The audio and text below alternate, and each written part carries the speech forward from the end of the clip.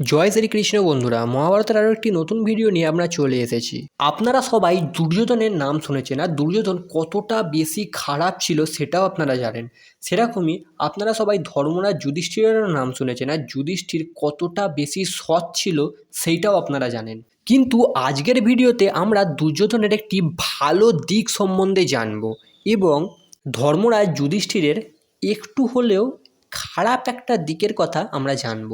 বন্ধুরা, আপনারা সবাই জানেন মহাভারতে কর্ণ আর দুর্যোধনের মধ্যে কতটা বেশি বন্ধুত্ব ছিল। এইটা সত্যি যে অর্জুনকে হারানোর জন্যেই কর্ণর সাথে প্রথম বন্ধুত্ব করেছিল দুর্যোধন, কিন্তু পরে গিয়ে দুর্যোধন আর কর্ণের বন্ধুত্ব অনেক বেশি গভীর হয়ে যায়।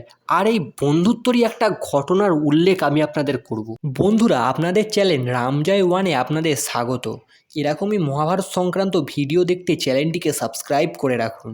তাহলে চলুন ভিডিওটি শুরু করা যাক।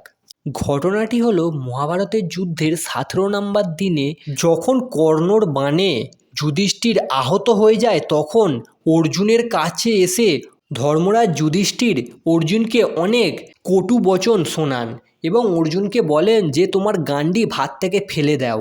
কিন্তু গোটা মহাভারতে আর গোটা মহাভারত যুদ্ধেও কর্ণ কখনো অর্জুনকে পরাস্তই করতে পারেনি, কিন্তু তবুও দুর্যোধন কোনো দিনও কর্ণর ওপর এরকম কটু বচনের প্রয়োগ করেনি।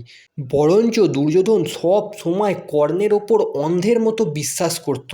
দেখুন বন্ধুরা, যখন দুর্যোধনের ভাইরা মরে যায় একে একে, তখন দুর্যোধন এতটাও ভেঙে পড়েনি, কিন্তু যখন 17 নম্বর দিনের যুদ্ধে কর্ণ মরে যায়, তখন দুর্যোধন সম্পূর্ণরূপে ভেঙে পড়েছিল।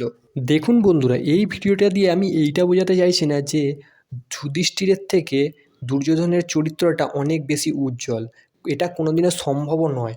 দুর্যোধন দুর্যোধনের জায়গায় আর যুধিষ্ঠির যুধিষ্ঠিরের জায়গায়। আমি এই ভিডিওটা এই কারণে বানালাম যে কর্ণের ওপর দুর্যোধন কতটা বেশি বিশ্বাস করতো সেইটা দেখানোর জন্যে। আজকের ভিডিওটা এতটাই। ভিডিওটি দেখার জন্য আপনাদের ধন্যবাদ। আর ভিডিওটি ভালো লাগে থাকলে চ্যানেলটিকে একটি লাইক করে দিন আর সাবস্ক্রাইব করে দিন।